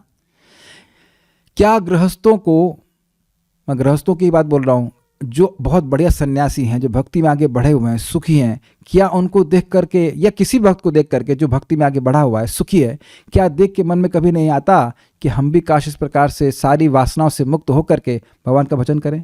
कोई एक व्यक्ति कहते इस प्रकार से नहीं आता। हम कर पाए या ना कर पाए आगे की बात है, लेकिन लालसा तो आ जाती है ना। क्या कितना सुख से वो भक्ति में है, हम कहाँ विषयों में पड़े हुए हैं। दैट हैंकरिंग कम्स, यद्यपि ना छोड़ पा रहा हो, यद्यपि ना छोड़ पा रहा हो। तो ये एक टेम्परेरी फेस है जो दुराचार का, वह भगवान के इस निश्चयात्मक बुद्धि वाले भजन से बहुत जल्दी ही नष्ट हो जाएगा। इसलिए भगवान साधु ही कह रहे हैं। ठीक है, श्लोक को देखिए एक बार। अपि चेत सुदुराचारो, यद्यपि कोई व्यक्ति सुदुराचार से भी युक्त क्यों ना हो, लेकिन भजते माम अनन्य भाग, लेकिन मेरा अनन्य भाव से भजन कर रहा है, तो साधु रेव समंतव्य, उसको साधु ही मानना चाहिए। क्यों? सम्यक व्यवसितो हि सह, क्योंकि उसका व्यवसाय अर्थात निश्चय यानी संकल्प बहुत अच्छा है। क्या संकल्प है? अब संकल्प भागवत में बताया गया है बड़ा अच्छी तरह से। अब ब्रह्मा जी भी आकर मुझे कर्म योग दें, निष्काम कर्म योग दें, या ज्ञान योग दें, या अष्टांग योग दें, या कोई भी पद्धति दें, मैं उसको स्वीकार करने वाला नहीं। मतलब कोई बहुत बड़ा संत भी ब्रह्मा जी आके काय को निष्काम कर्म योग देंगे, भक्ति बता रहे हैं, लेकिन एक बात कहने की है कि महान व्यक्ति, इस ब्रह्मांड का सर्वश्रेष्ठ व्यक्ति भी मुझे कोई और साधन बोलेगा तो मैं स्वीकार करने वाला नहीं। अब आप कहेंगे ये क्यों बोल रहे हैं, इससे क्या प्रयोजन है? देखिए, भक्ति के जीवन में आप अनुभव करेंगे कि कुछ न्यूनता जीवन में आ रही है, तो हम यहाँ पे काम का अनुभव कर रहे हैं या क्रोध का अनुभव कर रहे हैं, तो अब अगर आप यह सोचने लग जाएंगे कोई और तरीका है जो आपको उससे जल्दी शुद्ध कर देगा, तो थोड़ा सा दिक्कत हो गई। There is no other way faster than this. Srila Prabhupada ji से भी कहा गया था, तो प्रभुपाद यही बोले कि आई हैव नो बेटर मंत्र देन हरे कृष्णा। इस हरे कृष्ण मंत्र के से श्रेष्ठ मुझे और कोई मंत्र नहीं प्राप्त बता है, और कोई मंत्र है भी नहीं। स्वयं ब्रह्मा जी ने भी कहा न एतत् परत्र उपाय सर्व वेदेषु दृश्यते। जाओ जाके सारे वेद पढ़ लो, वैसे तो पढ़ने वाले नहीं है, लेकिन सारे वेद पढ़ भी लोगे तब भी यही निष्कर्ष आएगा कि हरे कृष्णा कृष्ण कृष्णा हरे हरे, हरे राम राम राम हरे हरे। इससे श्रेष्ठ कोई उपाय नहीं है, कोई उपाय नहीं है। तो दिस इज वेरी नाइस श्लोक। अगर एक और इसका एप्लीकेशन है कि अगर लगे कि हम बहुत माया में हैं, किसी विशेष दिन लग रहा है, तो और ज़्यादा जल्दी आना चाहिए क्लास में। कभी कभी लगता है हम तो इतने माया में हैं कि क्लास में नहीं जा सकते। अरे अगर मालूम चल गया कि अंधकार में हो, तब तो और जल्दी प्रकाश में जाना चाहिए ना। ये बड़ी प्रैक्टिकल बातें हो रही हैं, और क्योंकि सब होता है, यही होता है। माया में चले गए, प्रभु जी क्या करें, आपसे डर लग रहा था। हमने को माया से डर नहीं लग रहा था, डर मुझसे लग रहा था। मेरे दांत नहीं, कैनाइन नहीं है, मांस हम नहीं खाते, ये नियम कभी भंग नहीं करते, मांस नहीं खाते, किसी को जिंदा नहीं चबाएंगे। तो हम ही से डर लग रहा है तुमको, प्रभु जी आपसे बड़ा डर लग रहा था, बड़ा ये रहता, बड़ा शर्म लग रही थी। हमने कहा माया में जाने में शर्म नहीं लग रही है आपको और मतलब टीचर के पास आने में शर्म लग रही है आपको, है? आप कभी भी किसी को कल्टिवेट करिएगा, ये this is nothing new happens, केवल यही स्टोरी चलती रहती है। माया वाली पुरानी आदतें हैं, और अच्छा लगता है, पता शुरुआत में भक्ति में आते हैं बड़ा अच्छा लगता है, अब सारे नर्क चले गए बेटा चले नहीं गए, अभी तो प्रोसेस चालू हुआ है। देख धनाधन, देख कचरा निकलता है। इससे पहले हम आगे जाए, हम बहुत सुंदर बात बताएंगे। परम पूज्य वृंदावन चंद महाराज जी एक सरोवर के पास क्लास दे रहे थे, वेपन्ते दुरितानि मोह महिमा वाले श्लोक पे। तो वहाँ एक भक्त ने पूछा कि महाराज जी आप कह रहे हो कि सारे पाप नष्ट हो जाते हैं, लेकिन अभी भी देखिए कितने अनर्थ हैं, बाकी काम है, क्रोध है। तो महाराज उस पर थोड़ा क्रोध से बोले, कहे कि तुम सुने नहीं प्रवचन ठीक से, सुनना चाहिए ना पहले। मैंने कहा कि पाप तुरंत नष्ट हो जाते हैं, मैंने ये नहीं कहा कि अनर्थ तुरंत नष्ट हो जाते हैं। लेकिन एक बार में कितना अनर्थ नष्ट हो रहा है, इसको हम नहीं समझ पा रहे हैं। बड़ा सुंदर एग्जाम्पल महाराज ने दिया कि देखिए सरोवर बगल में है, और उस सरोवर से मान लीजिए 2-4-5 बाल्टी है, खूब थोड़ा पानी निकाल भी देंगे तब भी ऐसा ही लगेगा कि सरोवर यथावत है, लेकिन पानी बहुत निकला है उसमें से। और एक करते रहेंगे तो एक दिन खाली हो जाएगा। तो अनर्थों का स्टॉक, इन द सेंस उसकी इंप्रेशन, उसका फोर्स इतना ज़्यादा है कि अब हम लोग को दिखता नहीं कि एक दिन के वजन से कितना हट गया है। कुछ समझ पा रहे हैं बात? लेकिन भगवान को तो दिख रहा है ना, भगवान को तो दिख रहा है। भगवान तो जानते हैं ना कि एक ही नाम जीव को कितना शुद्ध करता है। इसीलिए उस बात को महत्व दे रहे हैं कि वे इस व्यक्ति की श्रद्धा मेरी भक्ति में। एक अर्थ हम और ले लेते हैं भाई, जो थोड़ा चेंज किया था कि भाई अपि चेत सुदुराचारो भजते नाम अनन्य भाग। जिसने नाम की एकमात्र अनन्य शरण ले रखी है वह साधु है। साधु ही मानना चाहिए, और ये मैं अपने मन से नहीं कह रहा हूँ। अगर आपको याद हो, हम लोग हरिनाम चिंतामणि पढ़े थे, और वहाँ पे बड़ा स्पष्ट कहा गया है कि जिस व्यक्ति की यह श्रद्धा है, जिस साधक की यह श्रद्धा है कि हरे कृष्ण मंत्र के द्वारा या नाम उच्चारण के द्वारा मुझे सर्वश्रेष्ठ सिद्धि मिल जाएगी, वह सर्वश्रेष्ठ साधक है। वो सर्वश्रेष्ठ सिद्ध व्यक्ति नहीं है, लेकिन साधकों में सर्वश्रेष्ठ है। इसीलिए वही शास्त्र पढ़ने चाहिए जो हमें नाम में श्रद्धा उत्पन्न करे कि नाम सर्वश्रेष्ठ है, और ऐसी संगत में रहना चाहिए जहां हम बार बार इस प्रकार का अभ्यास कर सके कि नाम सर्वश्रेष्ठ है, सबसे श्रेष्ठ है। और आप देखिएगा कि प्रवचनों में भी, भागवत में भी, गीता में बार बार ये घूम फिर के आती है कि हरे नाम एव केवलम। Is it not like this? Shridhar ही देखिए, इसके सिवा मेरी भक्ति का भी अतर्क प्रभाव है। यह दिखाते हुए कहते हैं, अत्यंत दुराचारी मनुष्य भी यदि पृथक भाव से अन्य देवता की भक्ति न करता हुआ केवल मुझ परमेश्वर श्री नारायण को ही भजता है, तो वह साधु यानी श्रेष्ठ ही मानने योग्य है, क्योंकि वह पूर्ण निश्चय वाला है। अर्थात सम्यक मतलब पूर्ण निश्चय वाला है, अर्थात परमेश्वर के भजन से ही मैं कृतार्थ हो जाऊंगा, ऐसा शुद्ध सुंदर निश्चय कर चुका है। जरा विचार कीजिए, साधु लोगों के मन में बहुत सुंदर संकल्प होते हैं ना। जैसे हम तीर्थ भ्रमण के लिए जाएंगे, हम कथा सुनेंगे, हम जाप करेंगे। क्या ये संकल्प साधु हैं कि नहीं? असाधु व्यक्ति के हृदय में असाधु संकल्प होंगे। और क्लियर समझा पा रहा हूं मैं? तो यह साधु संकल्प कि मैं भगवान का भजन करके ही पूर्णता को प्राप्त कर जाऊंगा, क्योंकि उस व्यक्ति में है, इसलिए उसको साधु ही मानना चाहिए। मैं रिपीट करूं, उसके मन में ये एक साधु संकल्प है, बहुत बढ़िया संकल्प है, पूर्ण संकल्प है कि भगवान की भक्ति करके ही मैं पूर्ण सिद्धि को प्राप्त कर जाऊंगा। क्योंकि संकल्प साधु है, निश्चित महाआत्मा वाला व्यक्ति है, महामन वाला, शुद्ध मन वाला व्यक्ति है, इसलिए उसको साधु ही मानना चाहिए। अब फिर आप कहेंगे शुद्ध मन वाला है तो फिर उसका दुराचार क्यों उपस्थित हो रहा है? वह केवल एक अभ्यास मात्र से हो रहा है। मैं एग्जाम्पल देता हूँ आप लोगों को। एक बार हम रोटी बना रहे थे आश्रम में, तो मेरा जूनियर था, वो रोटी बहुत अच्छी बनाता था। मैंने कहा तू बेल, मैं सेकूंगा। बेलना मेरे को तब नहीं आता था, अभी आता है। वो दुराचार चला गया है। सो द पॉइंट इज, उन्होंने कहा ठीक है। तो मैं पता नहीं माँ को कभी देखा था, क्या देखा था, आई डोंट नो, उसको हाथ से दबाते थे। तो पहले टोका, प्रभु जी मत करो। जी बिल्कुल नहीं करेंगे। फिर उसने रोटी फेंकी तो फिर हाथ मेरा चला गया। तो प्रभु जी क्या कर रहे हो? हमने कहा अच्छा नहीं कर रहा। फिर पीछे खींच दिया, फिर फेंकी तो फिर आ गया। ये अभ्यास होता है। अब समझ रहे ना, जस्ट ऐसा नहीं है कि व्यक्ति वो उस कार्य को करना चाहता है, वो अभ्यास हो जाता है। एक और इंटरेस्टिंग है, अभ्यास विचार कीजिए। हैबिट क्या है? हैबिट या अभ्यास means remembrance of previously experienced taste. जो आपने पहले स्वाद का अनुभव किया है, वही स्वाद का अनुभव दोबारा करने के लिए व्यक्ति उसी कार्य को दोबारा करता है। यही कर रहे हैं। अच्छा चलिए, अब बहुत माइन्यूटली समझने का प्रयास कीजिए।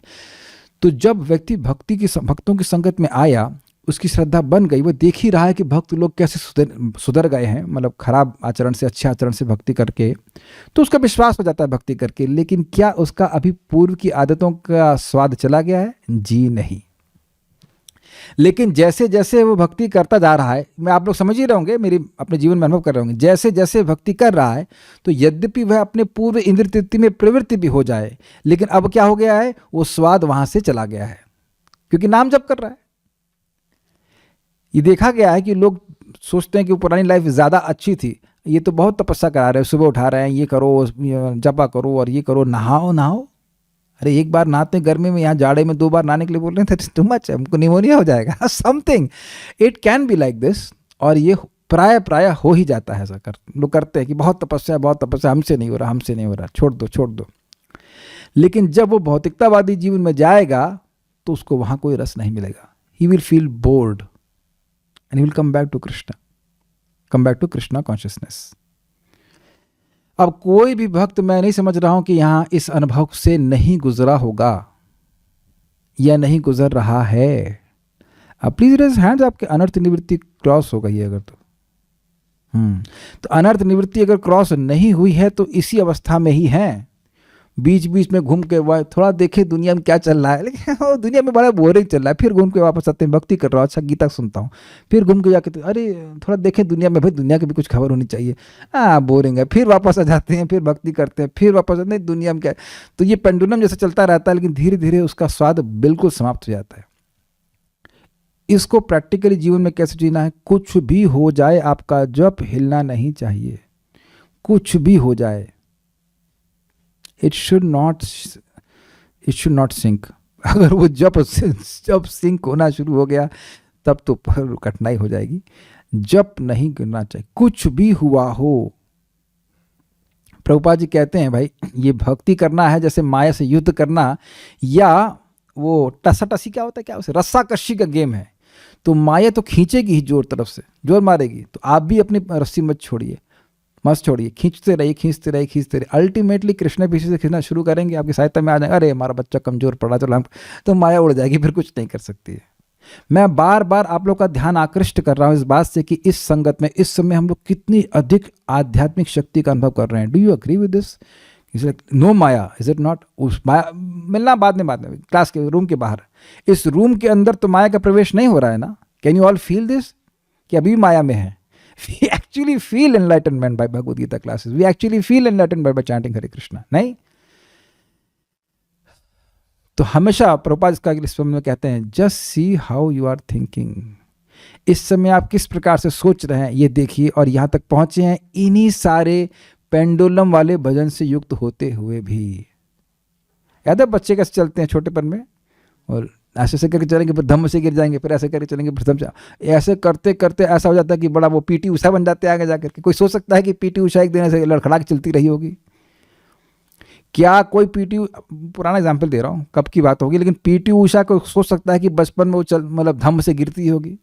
सो these are all temporary phases, we should never give up bhakti because of this. कभी भी भक्ति छोड़नी नहीं चाहिए, कभी भी नहीं छोड़नी चाहिए हमेशा। और भगवान हमेशा ऐसे उदाहरणों को रखेंगे जो आपके सामने रहेंगे और जो बहुत कठिनाई में थे, मतलब भक्ति में आने से पहले, और भक्ति करके बड़ी स्थिरता को प्राप्त किए। तो आपके सामने जब ऐसे उदाहरण रहेंगे तो आपको उत्साह रहेगा कि हाँ भाई भक्ति कार्य करती है। अग्रीड? एक बात मैं और प्रैक्टिकल बोलूंगा।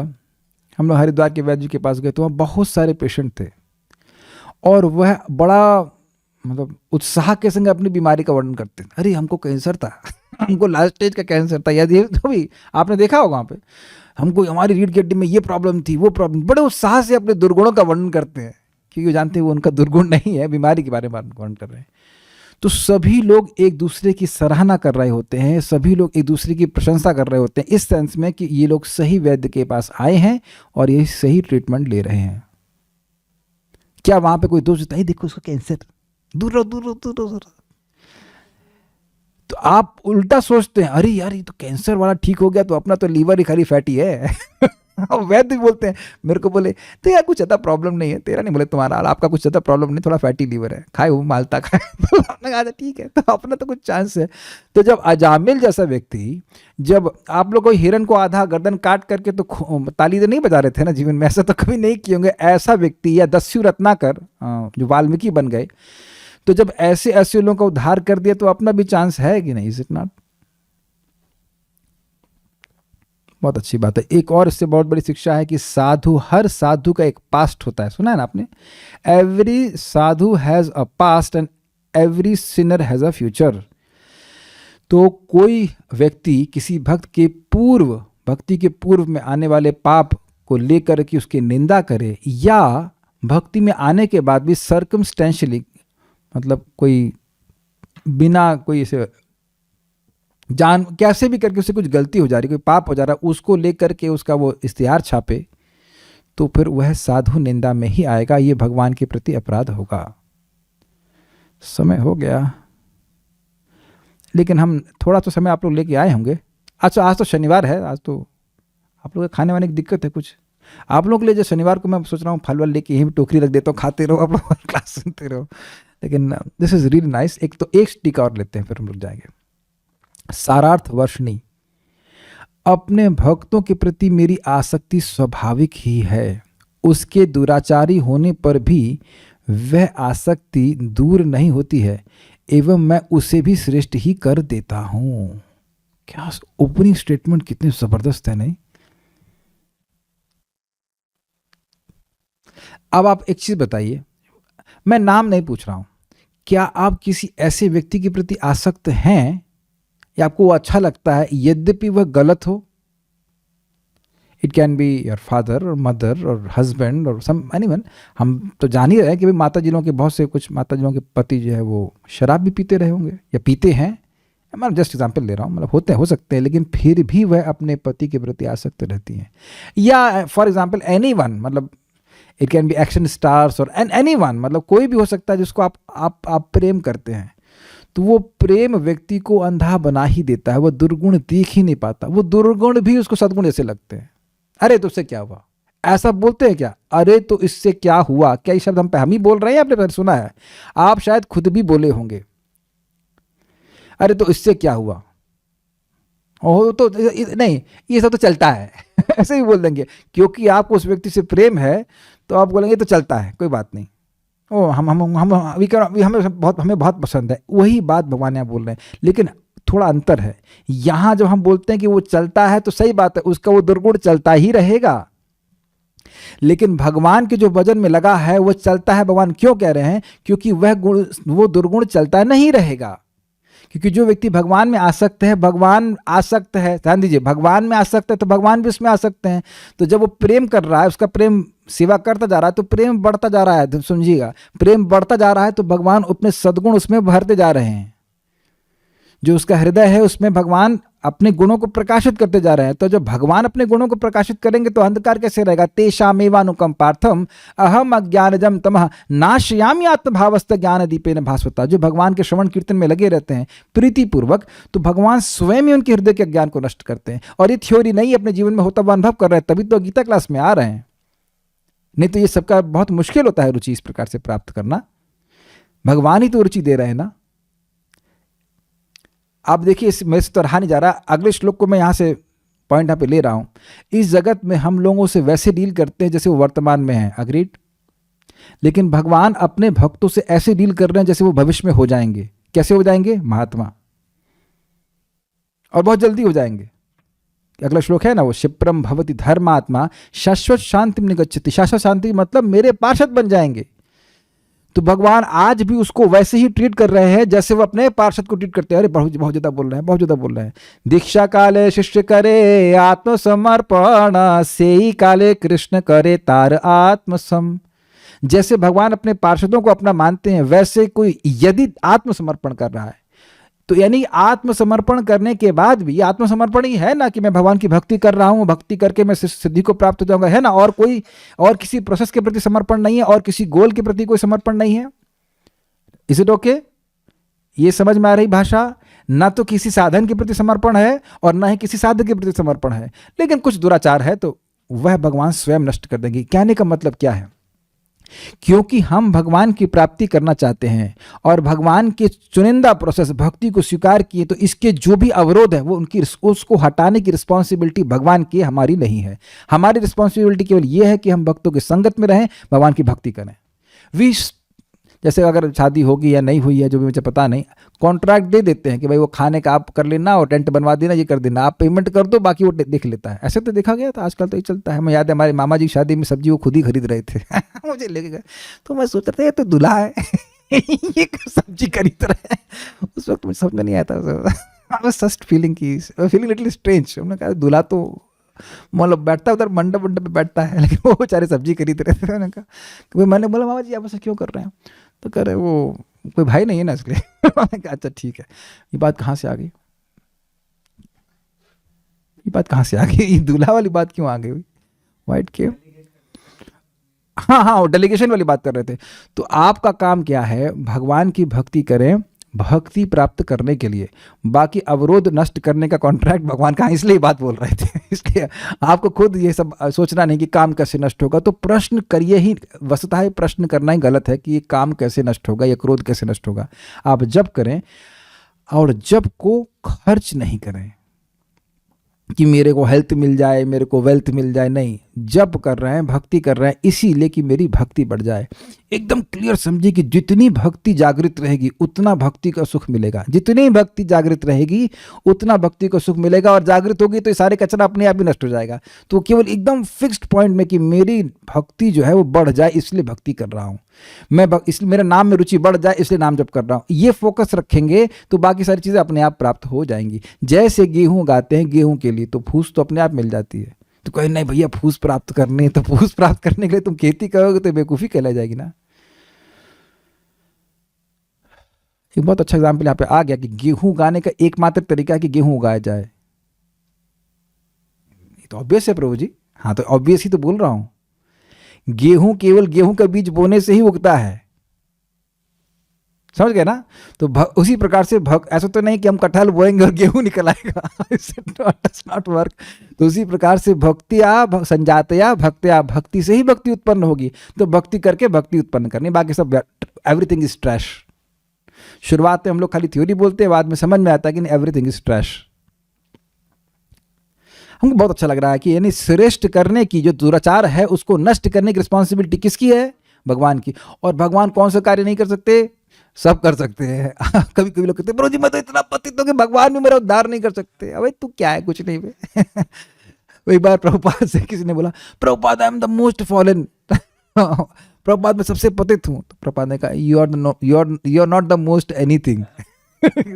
तुम सबसे ज्यादा कुछ भी नहीं हो, क्योंकि वो सबसे ज्यादा पतित का प्राइस तो जगाई मधाई ले चुके हैं, फिर आपको बहुत मेहनत करनी पड़ेगी, और जब उनका उद्धार हो गया तो आपका भी हो ही जाएगा। नेक्स्ट देखिए, अभी सुदुराचार का मतलब क्या है भाई, सुन करके आप लोग हिल जाएंगे। सुदुराचार अर्थात पर हिंसा, कदाचित वह किसी के प्रति हिंसा भी कर दे। अरे भाई ये तो आप ज्यादा बोल रहे हैं। देखिए इसका प्रमाण है स्वयं अक्रूर जी। अक्रूर जी और किसी की नहीं, अब हैं भगवान के चाचा, लेकिन भगवान के शुद्ध भक्त भी हैं दास्य भाव में, लेकिन भगवान के ही ससुर के मर्डर के केस में इन्वॉल्व थे। वो सत्यजित का मर्डर करवाए थे, वो प्रेरित किए थे शतधन्वा को कि सत्यजित को मार डालो, और वाकई, और फिर उसके बाद शामंतक मणि लेकर के चले गए थे काशी, जहाँ तक मुझे याद आ रहा है 1 साल तक रहते, जो भी रहा उस समय। और उसके बाद फिर वह वापस आते, भगवान बिल्कुल नहीं डांटते हैं, बस इतना कहते हैं कि हमें पता है कि मणि आपके पास है, बस। तो हमें लेना भी नहीं, आप चाहे तो रख सकते हैं, लेकिन बस ये मेरे पे आरोप लग रहा है कि मणि मैंने चुराई है, तो यह लोगों को दिखा दीजिए कि मणि मेरे पास नहीं है। लेकिन भगवान बिल्कुल नहीं डांटे। और आप लोगों को याद है, मैं सुना चुका हूँ भागवत में, द्विविध को भी बलराम जी तुरंत नहीं मारे, क्योंकि भगवान श्री राम के साथ वो बहुत सेवा किया था। भगवान बहुत कृतज्ञता रखते हैं सेवा के प्रति। तो मैं हिंसा वाला एग्जाम्पल दे रहा हूँ कि भगवान के ससुर को ही मारने में वो इन्वॉल्व थे, तब भी भगवान उनको चाचा का ही रूप में माने थे, उनको ऐसा कुछ नहीं कि निगलेक्ट कर दिए। इसका अर्थ यह नहीं कि हम हिंसा कर रहे हैं, लेकिन पॉइंट ये है कि अगर हो जाए हिंसा तब क्या करें। परदार, दिस इज टू मच। परदार मतलब दूसरे की पत्नी का से संबंध बना ले, दिस इज वेरी बैड आचरण है, बहुत खराब माना जाता है। पर द्रव्यादि के परायण होकर भी यदि मेरा भजन करता है, मतलब दूसरे का धन छीन ले किसी तरह से, तो वह साधु ही है। लेकिन ये नहीं कहा जा रहा कि ऐसा होकर भजन करे। कहने का मतलब है कि भाई कैसा होकर भजन करना है, अनन्य भाग होकर, मतलब भाई ये मुझसे हो गया या जो कुछ हुआ इस पे मेरा कोई कंट्रोल नहीं है। यह करने के लिए भक्ति नहीं कर रहा है, भक्ति तो वह भगवान की भक्ति प्राप्त करने के लिए कर रहा है, लेकिन अब उसका बैकग्राउंड चाहे कुछ भी हो, ये बोल रहे हैं। Is that okay? तो वह किस प्रकार भजनवान होना चाहिए, इसके उत्तर में कहते हैं अनन्य भाग, अर्थात जो मेरे अतिरिक्त अन्य देवताओं का भजन नहीं करता है, मेरी भक्ति के अतिरिक्त ज्ञान कर्मादि का अनुष्ठान नहीं करता है। इस समझ में, देवताओं का भजन भी नहीं कर रहा है, और ज्ञान योग या निष्काम कर्म योग ये सब कुछ नहीं, या अष्टांग योग ऐसा कुछ नहीं। मेरी तो योग है साधन की अनन्यता, और मेरी प्राप्ति की कामना के अतिरिक्त राज सुखादि की कोई कामना नहीं करता है, वह साधु है। कितना अमेजिंग बात है। वो बंदा निष्काम है, जब भजन कर रहा है तब उसके मन में कोई इच्छा नहीं है कि अब मुझे कोई स्त्री मिले या किसी कोई मर जाए, कोई हिंसा करूं, यह सब कुछ नहीं। लेकिन अब कुछ दुराचार उसके जीवन में उपस्थित है जिसको एक्सप्लेन आप नहीं कर सकते हैं, वो अभ्यासवश है या किसी भी कारणवश है। बैलेंस कर पा रहे हैं, ठीक है। अच्छा, इस प्रकार कदाचार के दृष्ट होने पर उसका साधुत्व ही कहाँ रहा? कदाचार मतलब खराब आचरण। अगर कोई इस प्रकार का खराब आचरण कर रहा है तो साधु कैसे रह गया? इस प्रश्न के उत्तर में श्री भगवान कहते हैं मंतव्य, अर्थात उसे साधु ही समझना होगा। मंतव्य इस शब्द से विधि यानी नियम सूचित होती है, अतः यदि ऐसा ना माना जाए तो उससे दोष होगा। तो कैसे दोष होगा? तो कह रहे इस विषय में मेरा आदेश ही प्रमाण है। भाई भगवान बोल रहे हैं ना कि मानना चाहिए, तो फिर आप कौन होते हैं कुछ और बोलने वाले? या और आपका मतलब कोई भी व्यक्ति और क्या हो सकता है? यदि कहा जाए कि वह व्यक्ति आपका भजन करता है और दुराचारी भी है, अतः उसे अंशतः असाधु मानना चाहिए। जितने भजन कर रहा है तो हम मानेंगे साधु है, लेकिन गलत काम कर रहा है दंड देंगे, गलत काम कर रहा है तो अब उसको साधु नहीं मानेंगे। ऐसा बहुत से लोगों का मत होता है। तो इसके उत्तर में कहते हैं एवं, अर्थात पूर्ण अंश में उसे साधु मानना होगा, कभी भी उसका असाधुत्व नहीं देखना होगा। जैसे कोई व्यक्ति स्नान करने जा रहा है तो कुछ गंदा है, तो आप उसे क्या बोलते हैं? वो गंदा होने गया है। क्या कभी मुख से शब्द निकाले हैं? आप विचार कीजिएगा, कभी नहीं बोले होंगे कि वो मान लीजिए कोई बाहर से आकर प्रभु जी कहाँ है, प्रभु जी गंदे हो रहे हैं। गंदे हो रहे हैं। हाँ भाई, आप लोग कभी शब्द बोले हैं कि प्रभु जी मान स्नान करने गए हैं तो कहे कि भाई गंदे हो रहे हैं, नाम भी रखा गया वॉशरूम, गंदा रूम तो नहीं, काम तो सब गंदे होते हैं लेकिन नाम तो रखा गया वॉशरूम ना। तो इंग्लिश वाले भी उसको बोलते हैं वॉशरूम, मतलब वॉशिंग हो रही है, अपनी धुलाई हो रही है ना। या अब वॉशिंग मशीन में अपने कपड़े डाल दी तो आप क्या कहते हैं, कपड़े गंदे हो रहे हैं या धुल रहे हैं? धुल रहे हैं। सारा कचरा, अरे कचरा तो बाहर आ रहा है, ये हो रहा है, देखो पानी कितना गंदा हो गया। नहीं, कचरा बाहर आ रहा है, कचरा अंदर नहीं जा रहा है। जैसे अक्रूर जी भी उस वध करके बड़े दुखी हुए थे कि क्या हो गया हमसे, बहुत संताप्त हो गया था। द्विविद को इसलिए मार दिया गया था कि उसको कुछ संताप नहीं हो रहा था कि उससे कुछ गलती हो जा रही है और वह अब उसका संताप कर रहा हो। नहीं, वह तो भगवान के विरुद्ध ही चलने लग गया था। ये भगवान के विरुद्ध नहीं है, ये सदाचार के विरुद्ध हो जा रहा है थोड़ा सा। ये बात है, सदाचार के थोड़ा से नहीं, बहुत ज्यादा विरुद्ध हो रहा है, लेकिन भगवान के विरुद्ध नहीं है। कुछ बैलेंस कर रहे हैं। जो सामान्य सदाचार होता है उसमें तो गड़बड़ हो गया उसका, लेकिन भगवान के विरुद्ध नहीं गया है, भगवान की भक्ति कर रहा है। बार बार मैं इस बात को रिपीट कर रहा हूं कि भगवान की मैं भक्ति कर रहा हूं, भगवान चाहेंगे तो जरूर इस मेरे दुराचार को नष्ट कर देंगे। मैं नहीं चाहता हूं इस दुराचार को अपने जीवन में रखना, लेकिन ये बार बार उपस्थित हो रहा है। उनकी इच्छा होगी तो वह इसको कल भी नष्ट कर सकते हैं, और नहीं तो जब चाहे तब नष्ट करें। लेकिन आप यहां स्पष्ट देख रहे हैं कि उसकी भक्ति की रुचि समाप्त नहीं हो रही। आप लोग ने अपने जीवन में देखा होगा कि अगर एक दिन 2 दिन भी हम लोग कुछ भी मतलब कुछ भी गलत नहीं करते हैं, which is not little bit भी गलत नहीं करते हैं, तो आप देखेंगे भक्ति का उत्साह बढ़ जाता है। लेकिन फिर कुछ हल्का फुल्का गलत तो हो ही जाता है, which is not really Krishna conscious. I mean anything which is not connected with Krishna consciousness also. तो ज़्यादा होने पर व्यक्ति सोचेगा, स्वाभाविक सी बात है कि उसका उत्साह कम हो जाएगा। तो जो साधु है वह प्रयास करेगा कि वह गलत संग में न पड़े। Is it not? तभी तो दुराचार होता है। यहाँ कोई व्यक्ति नियम भंग कर रहा है क्या इस समय? कोई नहीं। एक नियम भंग हो रहा है कि टाइम से क्लास नहीं हो रही, खत्म, वो एक अलग हो सकता है, लेकिन 4 नियमों को भंग करना ऐसा तो कुछ नहीं हो रहा है। या वैष्णव की निंदा चल रही है, या कोई नाम अपराध चल रहा है, ऐसा तो कुछ भी नहीं है। तो आप देख सकते हैं कि ऐसे संग में आप अनुभव करते हो कि आपका भक्ति का उत्साह बढ़ रहा है। This is very simple. तो बार बार व्यक्ति लोग आते हैं इस प्रकार से करने के लिए। तो आप यहाँ प्रैक्टिकली देख लीजिए अपने जीवन में कि ये एक्चुअल टेस्ट जब एक्सपीरियंस कर रहे हैं, और बाकी जो कुछ व्यक्ति भक्त गलत करता है, कुछ भी गलत हो रहा है, उसमें उसका टेस्ट नहीं है। तो वो कौन कर रहा है? भगवान कर रहे हैं। तो 100 फिर 90 फिर 80 70 60 30 40 खत्म कर देंगे एकदम।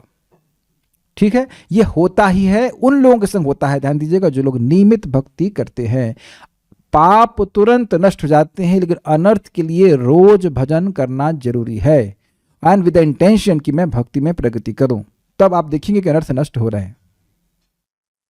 ठीक है, अभी एक प्रश्न है कि पाप और अनर्थ में क्या अंतर है, मैं समझाऊंगा। अभी पहले पूरा कर लेते हैं। तो कभी भी उसका असाधुत्व नहीं देखना होगा। तो कहते हैं क्योंकि वह सम्यक व्यवस्थित अर्थात दृढ़ निश्चयवान है। उसका निश्चय ऐसा होता है, अपने पापों से भले ही नरक अथवा पशु पक्षी योनियों में चला जाऊं, किंतु एकांतिक कृष्ण भक्ति का कभी भी परित्याग नहीं करूंगा। तो इस प्रकार का आदर भाव जो भक्ति के प्रति है वह बहुत श्रेष्ठ है। और समझ लेते हैं कि इससे श्रेष्ठ कोई आदर, इससे श्रेष्ठ कोई निश्चय है ही नहीं। भक्ति करके भक्ति को प्राप्त करने से श्रेष्ठ कोई निश्चय है ही नहीं। और इसे कहते हैं शुद्ध भक्ति श्रद्धा। श्रद्धा मतलब इच्छा। और ये केवल उन्हीं लोगों की संगत में आ सकती है जो लोग इस प्रकार से भक्ति कर रहे हैं। तो मैं कुछ प्रश्न देख लेता हूँ अगर इसी बात का है। एक प्रश्न है कि पाप और अनर्थ में क्या अंतर है। देखिए, पाप मतलब शास्त्र विरुद्ध आचरण, और उसकी वजह से व्यक्ति को नरक जाना पड़ता है। तो पाप तो पहली बार जब नाम बोलता है, राम बोले, कृष्ण बोले, गोविंद बोले, वो चाहे भक्तों के संपर्क में आकर के बोले या पढ़कर बोल दे, कैसे भी बोले, उसके पाप तुरंत भस्म हो जाते हैं। वह अब नरक नहीं जा सकता है। इसको यमराज जी स्वयं बोले हैं, जिह्वा न वक्ति भगवद गुणनाम ध्येयम चेतस् न स्मरति यत् चरणारविंदम कृष्णाय न नमति यो एकदापि तानान यध्वम असत विष्णुकृताम। जिसकी जीव ने एक बार भी भगवान का नाम नहीं बोला है, या भगवान का स्मरण नहीं किया है, या भगवान को प्रणाम नहीं किया है, मतलब एकदा अपि मतलब पूरे जीवन में भी एक बार नहीं किया है, ऐसे व्यक्ति को लेके आओ। अब वहाँ बोल रहा है कि ये 3 बातें बोले हैं, इसका मतलब है और कार्य भी नहीं किए होंगे। जब इतने आसान कार्य नहीं किए तो और क्या किए होगा। अब अगरबत्ती दिखाना तो भूल ही जाइए, नहीं किया होगा। तो एकदा अपि मतलब जीवन में एक बार भी नहीं किया है अगर, तो उसको तुम फिर लेके आओ, मतलब उसके पाप बचे हैं। अर्थात जिसने भगवान का नाम पूरे जीवन में एक बार लिया है, क्या कृष्ण, मुकुंद, गोविंद, या कोई भी ऐसा नाम लिया, जैसे हमारे हमें डॉक्टर से दवा ले रहे मुसलमान है तो कहते हैं शुभ कृष्ण जी। वाह, वेरी नाइस, वेरी नाइस, बच गया ये, बच गया ये। पहले तो जी बोलता था, बोलते थे, और अब वो व्हाट्सएप पे ऑडियो भेजते तो शुभ Krishna ji, very good, thank you. तो मेरा नाम मतलब कृष्ण तो आ ही रहा है इसमें, तो कृष्ण बोल दिया गलती से भी उसने कृष्ण बोल दिया तो भी वह नरक नहीं जा सकते। एकदम पहले क्लियर समझ लीजिए, इसमें कोई संदेह नहीं करना। संदेह मतलब अपराध होगा नाम के प्रति, मन चाहे कहीं पे भी हो, लेकिन उसने ऐसा कार्य कर दिया है कि अब सारे पाप ध्वस्त हो गए, लेकिन अनर्थ अभी भी बाकी हैं। काम, क्रोध, लोभ, मोह, मद और मात्सर्य अभी बाकी है, वह तो देखा जा रहा है। तो उसको नष्ट करने के लिए बार बार आवृत्ति होती है। Is it okay? तो ये अंतर आ जा रहा है भाई। अनर्थ क्या है? अनर्थ मतलब जो भक्ति के प्रतिरोधक है उसको अनर्थ कहा जाएगा। ये काम और क्रोध आदि के कारण तो व्यक्ति को भक्ति करने में दिक्कत आ रही है ना, तो वह सब नष्ट होने में थोड़ा समय लगता है, भक्ति उसको नष्ट कर ही देती। अनर्थ उपशमो साक्षात भक्ति योगम अधोक्षजे, भगवान अधोक्षज की भक्ति करने से अनर्थ नष्ट हो जाते हैं। हाँ, अब एक भक्त को बड़ी दिक्कत है, पर दार तो 4 रेगुलेटरी प्रिंसिपल तोड़ना हुआ, 4 नहीं 1। 4 कैसे? 1 ना। तो दूसरे की पत्नी को छीनना, तब भी उसे साधु मानेंगे? अच्छा, तो क्या मानेंगे? ये भी टाइप कर दीजिए, आप तो बता ही सकते हैं कि क्या माने फिर उसको। आप पहले ये बताइए कि वो, देखिए साधु कब मानेंगे, पहले ये बात बताइए। मैं यह नहीं कह रहा हूं कि जब दूसरों की पत्नी को छीन ही रहे हैं वो सब साधु हैं, यह नहीं कहा चक्रवर्ती पाद ने। तो फिर तो सारे लोग जो छीन रहे हैं वो सब साधु हो गए? ना ना ना ना, ऐसा नहीं बोलना है। ये जितने भी मर्डर करने वाले सब साधु हो गए, तो साधुओं के लिए जेल खुली है ना। यही तो बात अजीब सी है। चलिए, अगर आप मुझे थोड़ा सा टीचर मानते ही हैं, अब यहाँ मेरे इधर एक डॉट लगा हो ब्लैक, छोटा सा 0.1 mm का, तब भी क्लास नहीं सुनेंगे ना आप लोग। उधर देखो, देखो उसके गाल पे हल्का सा काला डॉट लगा है, समझ रहे ना? या टोपी में से, या फॉर एग्जाम्पल मेरे बाल थोड़े से कम हो रहे हैं, तो आप लोग क्लास नहीं सुनेंगे ना। बुद्धि तो ठीक है, बाल कम से क्या फर्क पड़ता है, we don't care about it. अरे पूरा भी टकलू है, कोई दिक्कत नहीं है। Do you all agree with this? या मैं थोड़ा सा पहले से पतला हो गया हूँ, अगर आप देखें तो क्लास नहीं सुन रहे ना। या मैं और भैंसा जैसा नहीं होना नहीं, लेकिन मान लो मोटा हो जाऊँ, पतला हो जाऊँ, उससे क्या फ़र्क पड़ता है? आप यही बोलेंगे ना, उससे क्या फ़र्क पड़ता है? Come on, these are insignificant, come on, neglect this, hear the truth. तो अब ये जो अभी हम टीका छूट गई, आप पढ़ लेना श्रीपद रामानुचार्य जी की टीका। ये जो गुण है ना कि भगवान की भक्ति प्राप्त करने के लिए मैं भक्ति कर रहा हूँ, ये इतना ज़्यादा है कि ये सब दुर्गुण बहुत छोटे हो गए। अब समझ में आया? और ये दुर्गुण बहुत दिन रहने वाले नहीं है। अब यहाँ पे थोड़ा अवकाश है तो मैं बोल दे रहा हूँ, यही बात चक्रवर्ती पाद प्रथम स्कंद 2 अध्याय में बताए हैं। वासुदेवे भगवती भक्ति योग प्रयोजितः जनयति आशु वैराग्यम ज्ञानम च यद हेतुकम। जो व्यक्ति भगवान वासुदेव की भक्ति में प्रयोजित है, तो उसका वहाँ पे अर्थ ले रहे हैं कि जिसकी भक्ति का प्रयोजन यानी उद्देश्य भगवान की वासुदेव की भक्ति है, तो उसके हृदय में वैराग्य और ज्ञान सबसे तीव्रता से उदित हो जाता है। ये सिद्धांत है कि जो शुद्ध भक्ति का आचरण कर रहा है, भक्ति प्राप्त करने के लिए, तो उससे अधिक प्यूरिफिकेटरी प्रोसेस कुछ भी नहीं है। जैसे हम लोग स्नान करने जाते हैं, चाहे कितना भी गंदा व्यक्ति हो, आप यही कहेंगे ना कि स्नान कर रहा है, और ये बहुत मन लगा हो तब भी कहेंगे कि स्नान कर रहा है। आप अप्रिशिएट करेंगे ना, चाहे कितनी भी गंदगी हो, वह स्नान ही कर रहा है। और हम तो यहां जल में स्नान करते हैं, और कोई व्यक्ति अमृत में स्नान कर रहा हो तब। अयम ही कृत निर्वेशो जन्म कोटि अहंसामपि यद व्याजहार विवश नाम सस्तयनम हरे। अयम ही विष्णुदूतों का शब्द है। और ये किसको बोल रहे हैं? यमदूतों को। बहुत धर्म जानते हो तुम। अयम ही निश्चित ही, अयम यह अजामिल, अयम ही कृत निर्वेशो, उसने सारे प्रायश्चित कर लिए हैं। जन्म कोटि अहंसाम के। अभी महाराज बड़ा अच्छा बोलते हैं, यमदूत तो उछल पड़े। प्रायश्चित कब करे? एक जन्म का प्रायश्चित नहीं किया, कब प्रायश्चित करते हैं? करोड़ों करोड़ों जन्मों का प्रायश्चित कर ले। कब किया? तो कहते हैं यद व्याजहार विवशा, जब विवश अवस्था में न चाहते हुए उसने नाम सस्तयनम हरे, भगवान हरि के नाम का उच्चारण किया। हरे कृष्णा कृष्ण कृष्णा हरे हरे, हरे राम राम राम हरे हरे। जिस व्यक्ति ने प्रश्न किया, ये बताइए कि अगर आपके पड़ोस में अजामिल रहते तो क्या अपने साधु मानती? नहीं मानते। लेकिन उसको साधु मान रहे हैं, तभी तो भगवान वैकुंठ से अपने पार्षद भेज रहे हैं।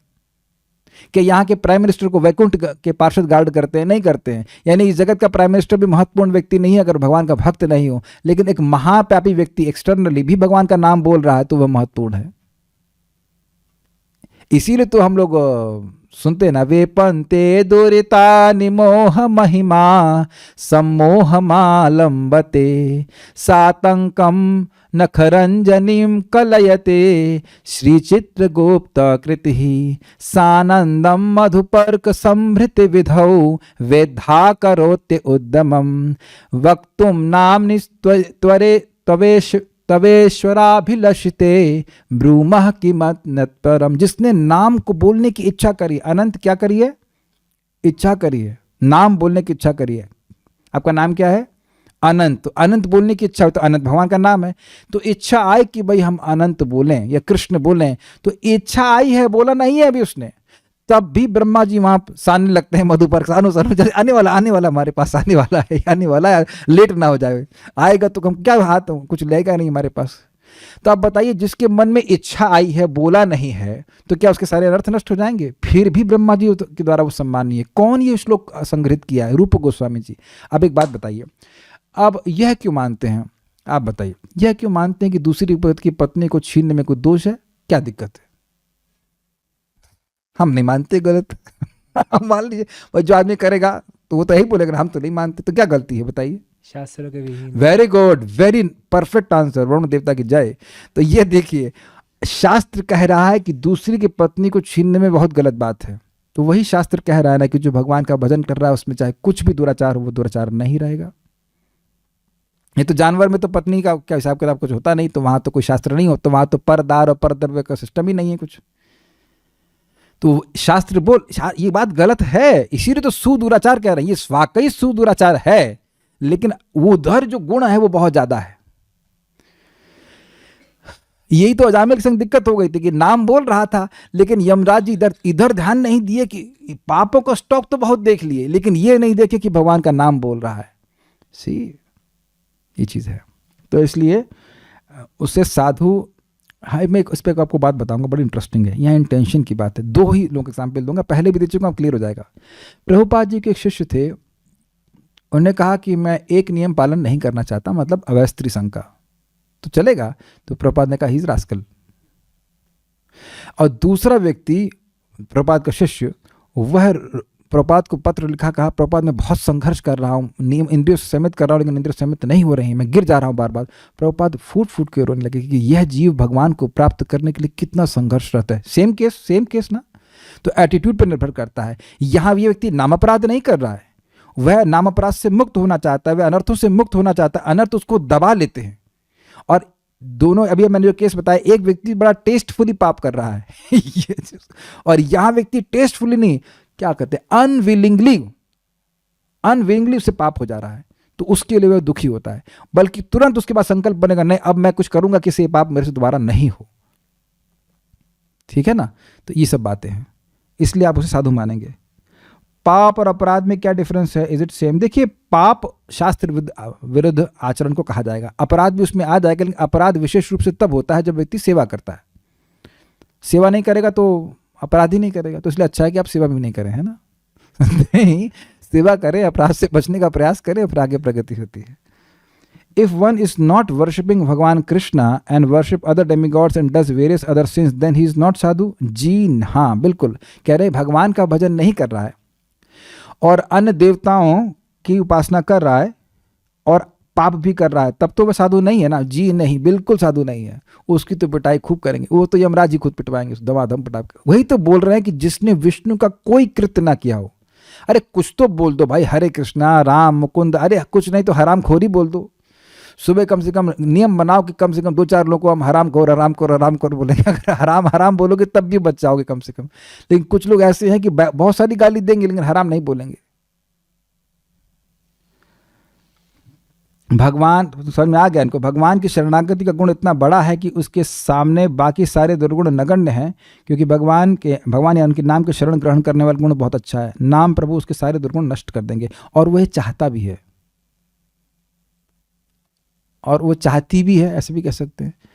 तो ये चीज़ें हैं। इसमें एक बात आपको बोल के हम यहाँ रुकेंगे। प्रभुपाद जी के एक शिष्य कह लीजिए, जो भी व्यक्ति हो, मुझे नहीं पता वो शिष्य था कि नहीं था, लेकिन वो बहुत सोता था। तो प्रभुपाद से वक्त तो कंप्लेन की बहुत सोता है। तो प्रभुपाद ने कहा, ऐसा करो तुम 22 घंटा सो लेकिन 2 घंटा नाम जप करो। तो मैं सोचा 2 घंटा नाम जप करे तो नहाने के लिए तो कुछ समय चाहिए। तो एसेंशियली प्रभुपाद कह रहे 21 घंटे सो, 1 घंटा अपना खाना पीना करो, नहाओ दो, और उसके बाद फिर तुम जप करके फिर सो जाओ। तो फिर प्रभुपाद कहे अन्य लोगों को होती है, तुम्हारे लोग, तुम लोग के लिए नहीं है। अब ये अगर सोना ही चाह रहा है तो सो ले, लेकिन जप करे, क्योंकि जप इतना ज़्यादा शुद्धिकरण करने वाला है कि व्यक्ति को शुद्ध कर ही देता है।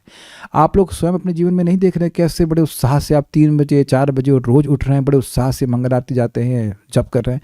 This is amazing. कौन ही कर पा रहा है बताइए, कौन कर पा रहा है इस कलयुग में? करने का संकल्प ही नहीं आ रहा। एक भक्त हम बता रहे थे कल की, पति को प्रसाद खिला खिला के थक गई हैं, लेकिन वो जप ही नहीं करते। हमने कहा अभी फर्टिलाइजर और जाएगा। तो और फर्टिलाइजर डालो तो वो जप करने लग जाएंगे। आप लोग जप कर लेते हैं। बड़ा अच्छा उन्होंने ऑब्जर्वेशन दिया कि उनकी सास को वह माला नहीं हो, अगले दिन से 16 माला। हमने कहा वाह, बड़ी उर्वर भूमि होगी, और पति के पीछे लगी पड़ी, वो जप ही नहीं कर रहा है। मैंने कोई बात नहीं, वो कोई गीली लकड़ी होता है, कोई सूखी लकड़ी होता है, संपर्क में आएगा तो हो जाएगा। लेकिन इस प्रकार से, लेकिन एक बात ध्यान रखना, कुछ छद में भक्त होते हैं, they will not chant, they can not chant.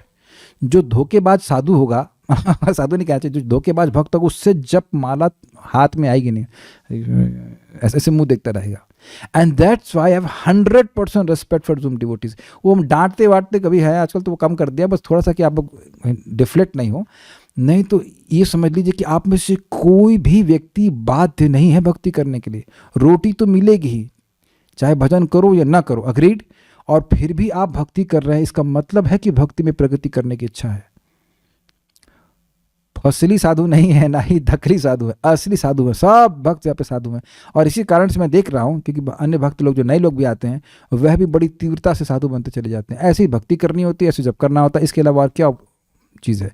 ना तो किसी को कोई पद मिलेगा, ना किसी को पैसा कुछ मिल रहा है। It's only exclusive devotional service. It's very nice, very contagious, infectious. तो साधुओं का निमंत्रण है, कल भी आप आइएगा सुनने के लिए आगे की टीकाओं को, बहुत सुंदर बातें हैं। Stop here. श्रीमद् भक्त कुछ पूछना चाहते हैं? लीजिए। हरे कृष्ण प्रभु। एक मैं और बात कहना चाहता हूँ कि जब भी आप, हम लोग का जो भक्तों का संगत है, कभी किसी भक्त को आप कमज़ोर देखें, परेशान देखें, तो उसको प्रोत्साहन दें कि वो जप में आओ, कथा में आओ, इत्यादि इत्यादि। हाँ बोलिए। हरे कृष्ण प्रभु जी। प्रभु जी, ये द्विविध की प्रसंग है। हाँ। त्रेता युग में भगवान ने उनको पूरा आशीर्वाद भी दिया था और कहा था कि आप लोगों के वजह से मैंने युद्ध जीता और आप लोगों के ऋण से उऋण नहीं हो सकता हूँ। तो ऐसा उन्होंने भक्ति का भी उन्होंने आशीर्वाद दिया था, नाथ भगति अति सुखदायिनी।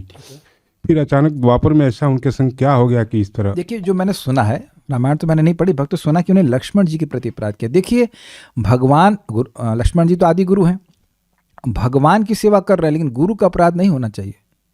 हमेशा व्यक्ति को स्मरण करना चाहिए कि गुरु की वजह से ही हमें भगवान कृष्ण की, भगवान श्री राम की जो भी भक्ति प्राप्त हुई है, नहीं तो हम कैसे प्राप्त करते बताइए। और ये तो नेचुरल है, इज इट नॉट? हम सब कुछ तो क्या हम सीधे भगवान से सीख रहे हैं? सब कुछ तो हम टीचर से ही सीखते हैं, इज इट नॉट?